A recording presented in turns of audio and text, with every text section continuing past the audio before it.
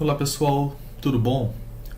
Nesse vídeo eu vou falar um pouco sobre métodos de geração de malha no OpenFOAM e em outras ferramentas de código livre. Tá? Esse é o primeiro de uma série de vídeos onde eu pretendo abordar de maneira introdutória qualidade de malha, alguns métodos de convergência de malha, avaliar como a malha está estruturada no software OpenFOAM. Em seguida, a gente vai ver alguns softwares, como, por exemplo, como gerar malhas estruturadas no BlockMesh, geração de malhas estruturadas e não estruturadas no GMesh, a geração de malhas não estruturadas no CFMesh, geração de malhas não estruturadas no SnapHexMesh e, finalmente, a confecção de geometrias usando o software OpenSCAD. Bom, e por que a gente precisa se preocupar tanto com geração de malha em CFD? A gente sabe que uma boa malha é essencial na simulação. A gente está usando um método numérico, onde uma função que é contínua no espaço está sendo discretizada em determinados pontos, e isso que define a nossa malha. Então, quanto mais pontos eu usar para representar a minha função, maior vai ser a acurácia da minha simulação do ponto de vista numérico.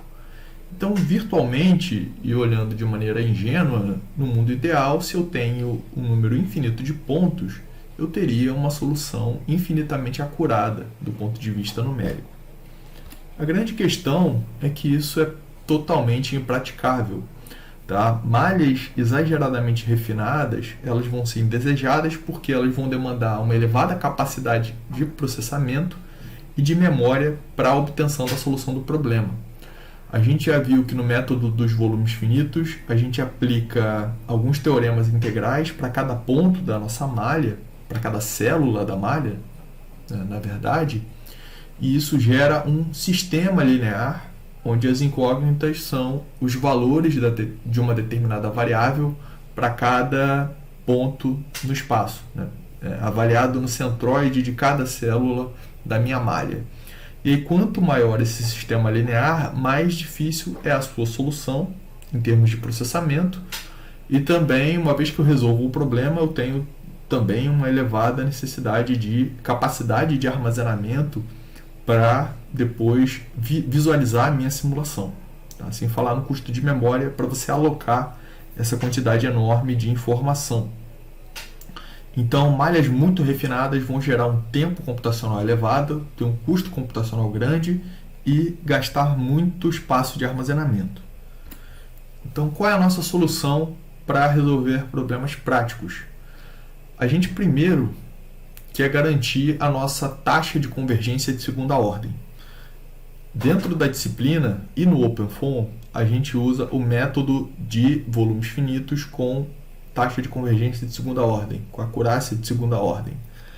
E a gente quer que a nossa malha seja capaz de representar, né, de trazer para a gente essa acurácia de segunda ordem à medida que a gente refina a malha. Tá? Então, esse é um ponto que é bom no nosso método e que a gente quer garantir. Tá? Como isso de fato é operado, isso vai ser detalhado mais na frente, quando a gente estiver trabalhando com as formas de discretização no método dos volumes finitos, onde a gente vai avaliar como a malha e características da malha impactam no grau de acurácia e na taxa de convergência do método numérico. Tá? Então, isso ainda vai ser visto mais para frente, mas o que é interessante saber aqui é que a malha ela pode afetar essa taxa de convergência. Tá? Ela afeta a taxa de convergência do método numérico. Esse é o primeiro ponto. E o segundo ponto é que a gente quer estimativas razoáveis para as grandezas de interesse. Tá? A gente faz uma simulação, a gente não precisa saber o valor exato, por exemplo, da perda de carga. A gente quer isso dentro de uma acurácia, né? Dentro de uma tolerância pré-estabelecida. Qual o valor razoável para essa tolerância? Tá? Talvez uma incerteza na faixa de 1%, 0,1%, 10%, depende do problema e da grandeza que você está avaliando. Mas de uma forma geral, a gente quer que a nossa incerteza numérica esteja abaixo ou seja comparável a nossa incerteza do ponto de vista de modelagem, tá? Porque a modelagem física sempre carrega um erro também, ou algo na faixa de 1,01% pode ser razoável em termos de engenharia, tá? Mas isso sempre depende do problema. E aí vem o problema em si. A gente não tem como determinar qual vai ser a incerteza numérica da simulação antes da simulação ser realizada. Tá? Esse é um ponto que a gente vai discutir aqui ainda, como obter essa incerteza numérica. Então, isso é um problema porque a primeira etapa de uma simulação, né, de um projeto, é gerar geometria, em seguida a malha. A gente está na etapa aqui de tomar decisões do ponto de vista de geração de malha. Seria interessante, né, eu já ser capaz de propor uma malha que me dê a incerteza na faixa que eu quero. Tá? Mas isso é impossível. Isso é impossível, eu só consigo aferir a incerteza da minha simulação, que está associada à malha, só depois que eu já fiz a minha simulação. Tá? Então esse é um ponto que a gente precisa também reforçar. Bom, apesar disso, o que a gente pode fazer na etapa de geração de malha? Existem algumas métricas de qualidade de malha que a gente já pode observar nessa etapa inicial. Então, embora seja impossível você saber qual vai ser a incerteza, a gente pode tomar algumas precauções, por exemplo, para tentar garantir a nossa taxa de convergência de segunda ordem para um determinado conjunto de métodos de discretização. Então, essas métricas de qualidade, elas podem afetar essa convergência do nosso método e vão estar diretamente associadas à nossa acurácia. Tá? Então, nesse primeiro momento, eu vou apresentar algumas dessas métricas de qualidade, mas sem discutir ainda valores ótimos para a métrica ou ainda de que forma essa métrica impacta a acurácia, nada disso vai ser visto, tá? Só vou apresentar algumas dessas métricas que são visualizadas e que podem ser acompanhadas durante a geração de malha. Bom, nesse slide a gente tem duas métricas que são relevantes. A primeira é a razão de aspecto e a segunda é a não ortogonalidade da face. A razão de aspecto, ela simboliza simplesmente o quão deformado uma célula está, né? O quão deformada a célula está de acordo com os tamanhos da sua aresta. Tá? Então, pensando um sistema hexaédrico, tá? Um cubo, o cubo seria um elemento perfeito em que a razão de aspecto é 1, tá? Porque a razão entre quaisquer duas dimensões dele é unitária. Agora, se a gente alonga esse cubo formando um paralelepípedo, a razão de aspecto tende a ser maior do que 1. Tá? A gente pega a maior dimensão, por exemplo, é 5 vezes maior do que a altura. Então, a razão de aspecto dele é 5. A grande questão é que a gente está trabalhando com malhas poliédricas e aí é difícil você definir essa razão de aspecto para uma forma qualquer. Então, uma das formas da gente fazer uma estimativa, uma medida dessa razão de aspecto de maneira indireta, é fazer essa operação, que é 1/6 das áreas do bounding box da nossa célula dividido pelo volume da célula elevado a 2/3. Tá? Então, esse bounding box seria a caixa de menor dimensão que consegue englobar a nossa célula poliédrica. Tá? E aí a gente coloca ela dentro de um sistema hexaédrico, tá? Mas sem ser totalmente perfeito. Tá? Coloca ela dentro de um paralelepípedo, por exemplo. Aperta bem esse paralelepípedo e aí calcula as áreas de cada superfície do paralelepípedo, soma e divide pelo volume a 2/3. Tá? Essa é a operação. E aí a razão de aspecto tende a ser sempre maior do que 1.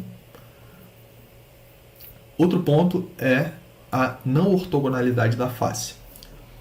Esse cara está associado ao ângulo entre o vetor que liga dois vizinhos e o ângulo normal à superfície da face.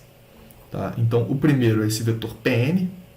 Tá? Eu tenho uma célula com centroide P, outra célula com centroide N, o vetor que liga os dois pontos é o vetor PN. Separando as duas células, eu tenho aqui em rosa a face F, e essa face tem um vetor normal N, que está normal a essa face. Então aqui está exemplificado uma face ortogonal. Tá? Nesse caso, a não ortogonalidade da face é nula. Tá? Então essa é uma malha ideal dentro do ponto de vista de não ortogonalidade, porque a gente vai ver que essa não ortogonalidade ela diminui a acurácia do nosso método. Tá? Faz com que ele não tenha uma taxa de convergência de segunda ordem. Então, a gente quer, sempre que possível, trabalhar com faces ortogonais. Mas a realidade, ela se impõe e nem sempre a gente consegue trabalhar com faces ortogonais. Então, aqui está exemplificado uma face não ortogonal. Nesse caso, a gente tem uma face F e o vetor normal a essa face, que está representado em azul, tem o ângulo θ em verde com o vetor PN. Tá? Então, a não ortogonalidade associada a essa face ela é medida em graus e é o ângulo θ entre esses dois vetores. Outra característica que surge é a obliquidade da face, também chamada de face skewness. Nesse caso, a gente tem aqui novamente um centroide P, um centroide de célula P e outro centroide N, e aqui uma face F. Nesse caso, a gente poderia observar também que existe uma não ortogonalidade, mas além disso, o centroide da face F ele é diferente do ponto em que o vetor PN intercepta a face F, tá? Que seria o ponto F'. E aí isso também introduz problemas de diminuição da acurácia do método, e essa distância normalizada, esse delta, ele é o skewness. Então, idealmente também, em uma malha perfeita, uma divisão perfeita na forma de hexaedros, o nosso skewness vai ser zero, e quando a gente tem um skewness muito elevado, isso pode gerar problemas de acurácia e estabilidade da nossa solução. E como é que a gente faz para avaliar essas métricas na prática? No OpenFOAM, uma vez que você tenha uma malha dentro do formato dele, existe um utilitário chamado CheckMesh, que ele vai avaliar valores máximos, médios e mínimos de diversos indicadores de qualidade de malha. Tá? Então, você pode digitar CheckMesh-help no seu terminal e você vai ter algumas informações mais avançadas de uso, mas o CheckMesh sozinho ele já mostra essas métricas que eu apresentei a vocês. Tá? A razão de aspecto máxima, não ortogonalidade e a obliquidade. Outra ferramenta interessante é você usar a função WriteAllFields, é uma opção depois do CheckMesh. Isso está disponível apenas na versão da ASI do OpenFOAM, em que ele vai escrever para cada célula qual é o valor máximo de não ortogonalidade, skewness e a razão de aspecto dela em um campo. Tá? E aí você pode avaliar em qual região da sua malha você está tendo uma pior qualidade e aí então propor intervenções na etapa de geração de malha para tentar melhorar essa qualidade. Tá? Então é uma ferramenta bem interessante. Então uma vez que você escreve esses campos, aqui eu coloquei alguns filtros no ParaView que podem ser interessantes para você aferir essas células problemáticas. Tá? Você pode criar slices, que são fatias, e usar a opção Crinkle Slice junto com Surface with Edges, e aí você consegue visualizar de maneira volumétrica as faces e as células, no caso, né? E usar esses campos para mostrar o valor da não ortogonalidade, o skewness máximo. Tá? E também existe um filtro do ParaView que é o Threshold, onde você consegue mostrar apenas as células que possuem uma determinada característica. Então, você pode usar o WriteAllFields para escrever, por exemplo, o valor da não ortogonalidade, e aí usar o Threshold para o ParaView te mostrar apenas células com não ortogonalidade acima de 30 graus ou de 45 graus. E aí você visualiza apenas as células problemáticas. Tá? Então, Essas ferramentas aqui eu estou colocando de forma um pouco abstrata, só falando e comentando como elas são usadas, mas mais para frente, conforme a gente for colocando a mão na massa, a gente vai ver esses utilitários e filtros sendo usados na prática. Bom, até agora eu falei do que precisa ser observado durante a etapa de geração de malha. E aí você gerou sua malha, chegou no índice de qualidade que você considera satisfatório, fez a sua simulação. E aí como é que você faz para agora estimar a acurácia da sua solução? Tá? E aí essa parte é a análise de convergência de malha. Tem algumas formas da gente quantificar o erro numérico. A primeira delas é usar as p-normas. Tá? Então, se a gente tem uma simulação CFD, a gente tem um conjunto de pontos, a gente pode fazer uma avaliação de o quanto o refino da malha gera de diferença entre uma solução e a outra. Tá? E a gente pode pensar que isso é uma forma da gente estimar uma incerteza. Então, eu posso obter, por exemplo, um perfil de velocidade em uma linha do meu escoamento, tá? Eu vou chamar essa linha de L, e eu faço a diferença entre o resultado de uma malha 1, que seria uma malha mais grosseira, e uma segunda malha, onde eu fiz um refino da malha. Tá? Eu peguei e dividi todas as células, por exemplo, pela metade, no seu maior tamanho. Tá? Essa seria uma forma de refinar a malha não muito boa, mas vamos dizer que eu tenha feito isso. Tá? E aí o que a gente faz? Agora a gente pega o valor de uma variável e faz a diferença para um determinado conjunto de pontos que a gente escolhe, e aí calcula então um vetor de erros. Tá? Aqui seria um vetor de desvio x com o valor da variável em uma linha na malha 1 e na malha 2. Tá? E a partir desse vetor de desvios, a gente pode calcular várias normas. Tá? Então a gente tem a norma P1, tá? Que seria pegar o valor absoluto de cada desvio e fazer o somatório. Tá? Essa é uma forma de norma que a gente tem.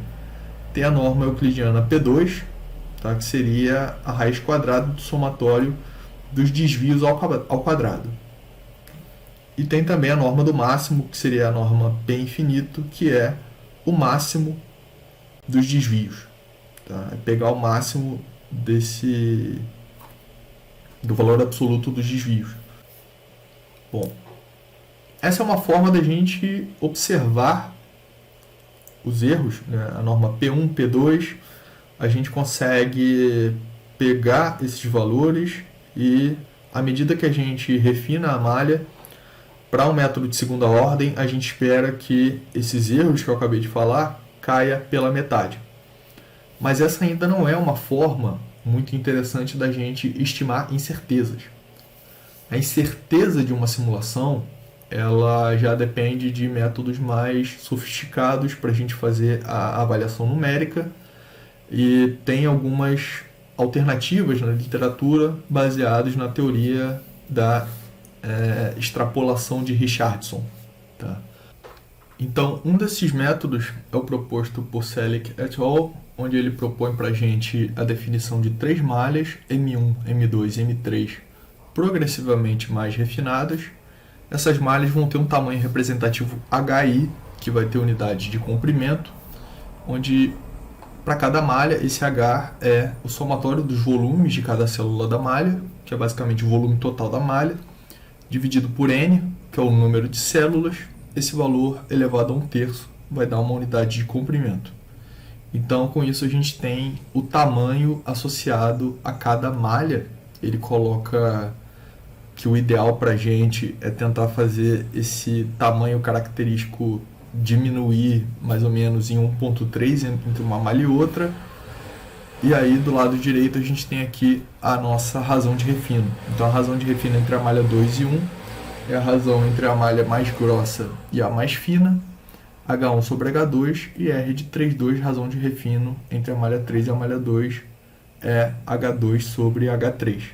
Tá? Então, com isso, essa razão de refino é um número maior do que 1. Bom, e com isso, ele coloca algumas métricas.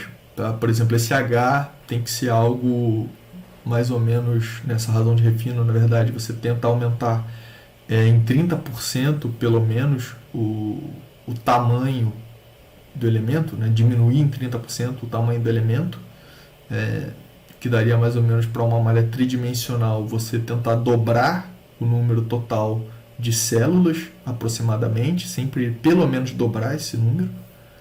E aí com isso você teria os resultados para 3 malhas diferentes.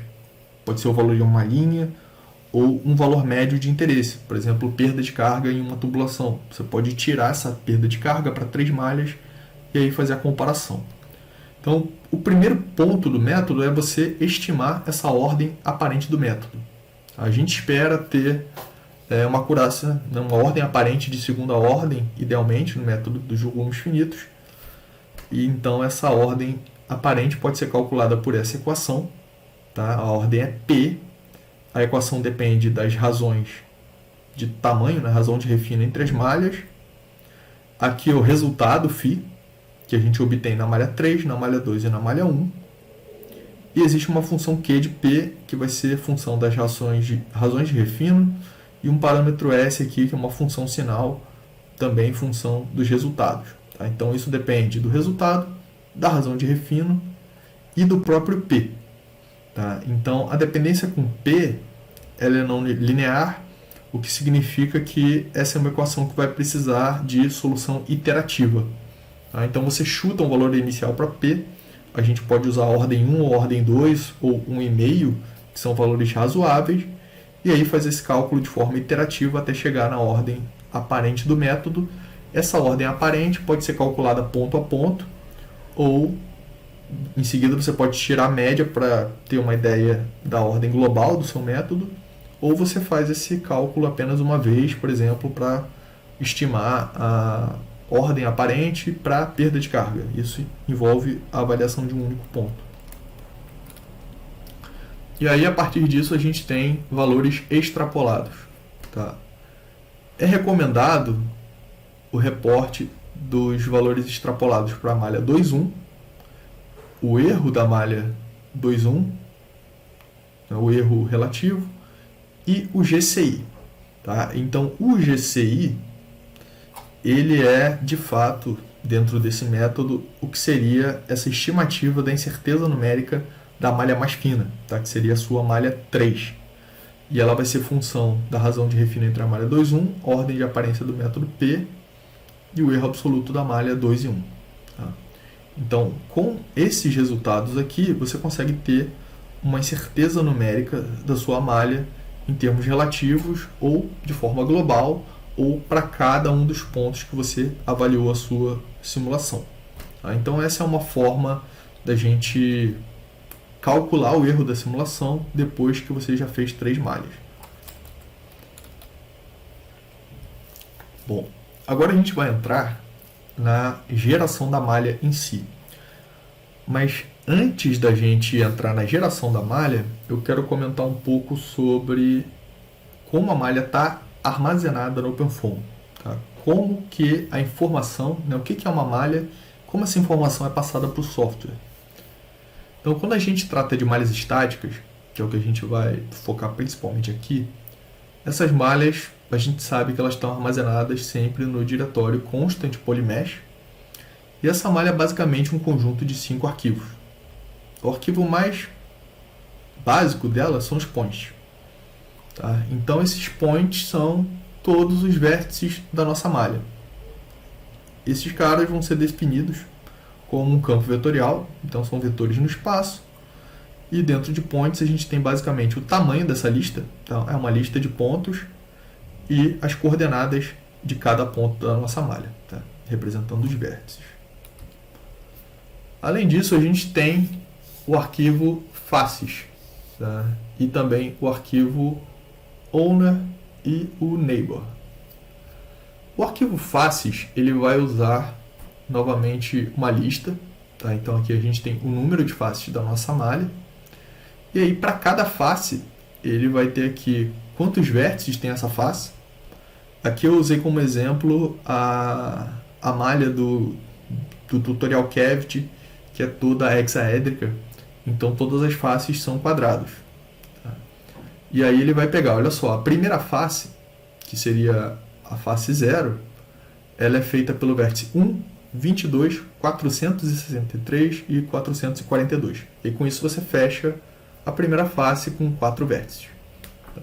Então, basicamente, essa é a estrutura do arquivo.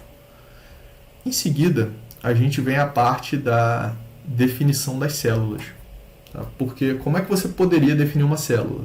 Você poderia agora ter uma lista de células, onde a primeira célula, se é uma célula hexaédrica, teria 6 faces. Aí você poderia dizer, né, uma lista de células, 6 faces, e aí você fala, essa célula tem a face 1, 4, 9, 12, 25 e 32, tá? Por exemplo.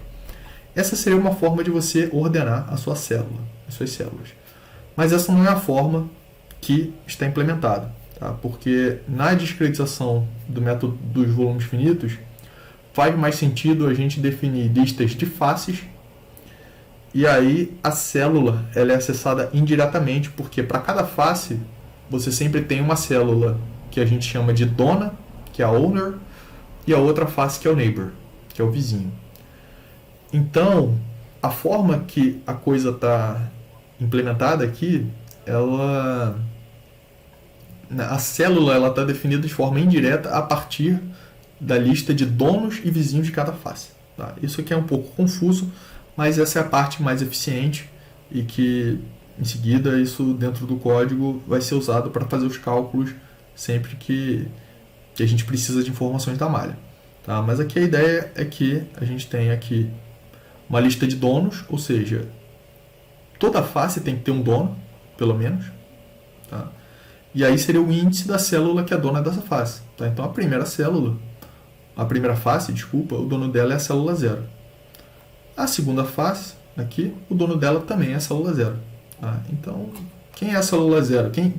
A gente tem que percorrer todas as faces e aí entender se a célula 0 é dona de uma determinada face ou é vizinha de uma determinada face. E aí a gente consegue montar quais são as faces da célula 0. Tá? Então, é tudo muito indireto. Eu acabei passando direto, mas existe também o arquivo neighbor, que vai ter uma lista menor do que o owner, tá? Uma label list de tamanho menor do que o owner, porque, por exemplo, células que estão no seu contorno, elas só têm o owner, elas não têm o neighbor. Tá? Mas aí a estrutura é parecida. É uma lista de um determinado tamanho, e aí você tem o índice da célula que é dona que é a vizinha, né, no caso dessa face, que vai estar então oposta ao owner. Essa parte que eu acabei de apresentar é mais complicada, a gente raramente vai precisar alterar alguma coisa ali, tá? Eu nunca precisei alterar na mão grande a estrutura de uma malha, mas é interessante saber que é possível você, se você quiser, né, estuda, pega lápis e papel, você mesmo pode, não facilmente, mas você poderia, se você quisesse, implementar o seu próprio gerador de malha, uma vez que você conhece a estrutura da malha do OpenFOAM. Tá? A parte que é um pouco mais estruturada aqui, que talvez você tenha que fazer alguma alteração, e aí é mais por questões de bugs do que exatamente interface com o usuário, é o arquivo boundary. Tá? Então, o boundary ele define os contornos. Tá? Quais são as condições de contorno do seu problema. Então, aqui você tem o nome, tá, dos patches. Tá? Lembrando que dentro da malha e do OpenFOAM a gente chama condições de contorno de patches. Então, nós temos o nome dos patches aqui, o tipo dele, tá? Isso vai ser relevante, porque dependendo do tipo é que você consegue definir uma determinada condição de contorno para ele ou não. Tá? E em seguida, grupo é mais uma questão de nomenclatura, e aí número de faces desse patch e qual é o índice da face inicial. Tá? Aqui é importante a gente observar que os patches eles têm uma determinada ordenação. A face inicial aqui é 760 e ele tem 20 faces. Então ele terminaria na face 780. Então, obrigatoriamente, o próximo patch tem que começar na face 780. E dado que ele tem 60 faces, o próximo vai ser aqui Start Face 840 e ele tem 800 faces. Tá? Isso aqui é importante porque em alguns casos você faz alguma conversão de malha, importa de algum software e pode ser que você obtenha erros. E muitas vezes é simplesmente algum bug na parte de ordenamento dos patches de forma coerente. Tá? Então observe aqui se o tamanho do patch, o número de faces está consistente com o formato esperado pelo OpenFOAM. Outra coisa que você pode precisar fazer é alterar o tipo de patch ou até querer atualizar o nome dele diretamente aqui no arquivo boundary. Fora isso, a gente não vai querer mais mexer tanto na malha. A gente vai querer criar a malha usando algum outro software que tenha uma interface mais amigável. Tá? Não é viável a gente definir todos os vértices, todas as faces manualmente. Bom, então eu vou finalizar esse primeiro vídeo listando aqui as alternativas livres que a gente tem para geração de malha no OpenFOAM. A gente vai ver que são várias alternativas e nenhuma delas é perfeita. Tá? A mais básica que a gente tem é o Block Mesh. Ele é muito bom para fazer malhas estruturadas e simples, porque a gente consegue fazer malhas simples de forma bastante rápida.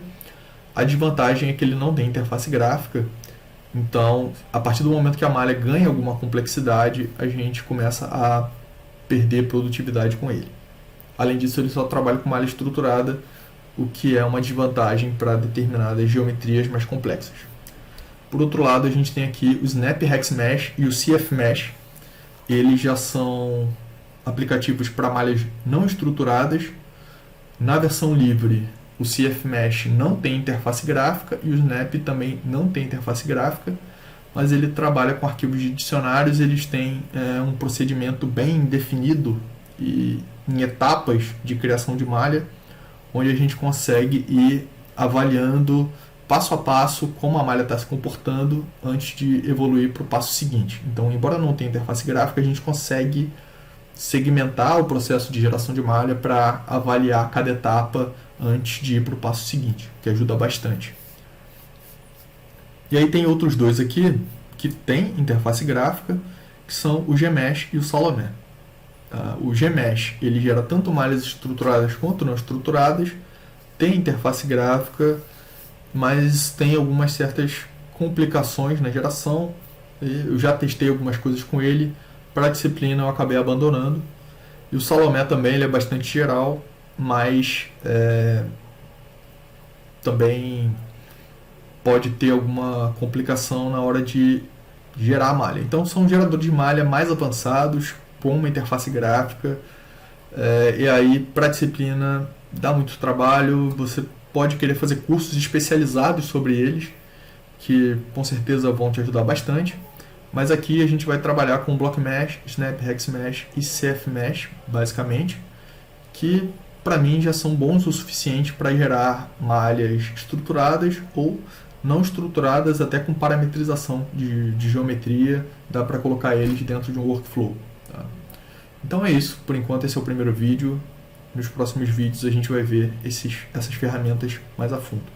Obrigado!